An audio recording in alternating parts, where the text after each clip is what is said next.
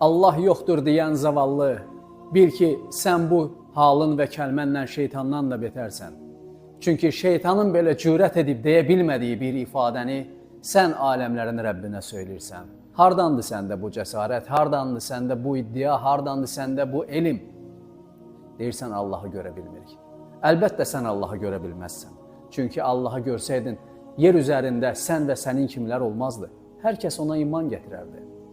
Elə isə Allahın hikməti və ədaləti də ondan ibarətdir ki, yer kürəsində yaşayan bütün insanlar onun göndərdiyi elçilərə, peyğəmbərlərə tabi olur. Və əsl iman da budur. Onu görmədən tabi olurlar. Çünki zaten görsəydiniz, siz də tabi olacaqdınız. O zaman iman etmişlə iman etməyənlərin arasında nə kimi fərq olacaqdır?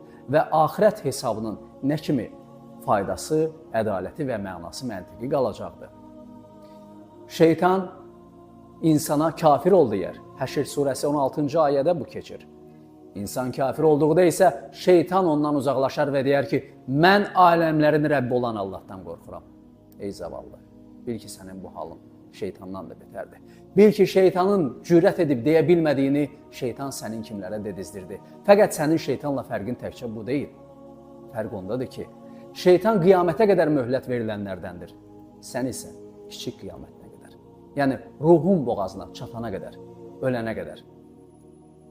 Və sənin dəhşətli halından biri də ondan ibarətdir ki, sən bu iddia ilə tək özünü azdırmırsan, sənin arxanca gələn gəncləri də azdırırsan.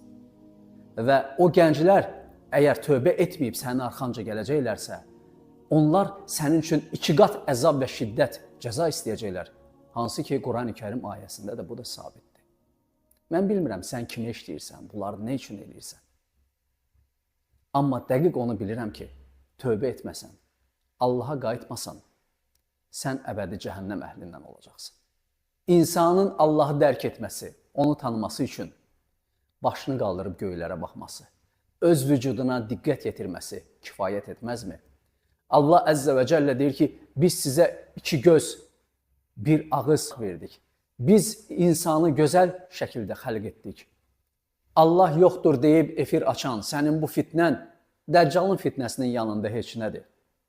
Çünki Məsih-i Dəccala Allah Əzzə və Cəllə imtihan üçün elə bir imkan və qüdrətlər verəcək ki, onların heç biri səndə yoxdur.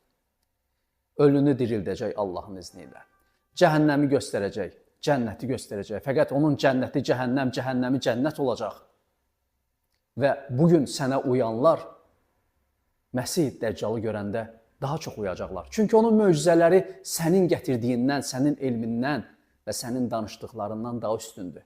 Sənin isə ölənə qədər müddətin var. Və bil ki, sən dünyanı dəyişəndən sonra sənin arxanca heç kim gəlməyəcək.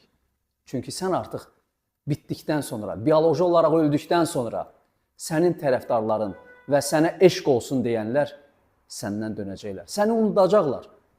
Hətta səhəri gün unudacaqlar bəlkə də. Çünki bu dünya fanidir.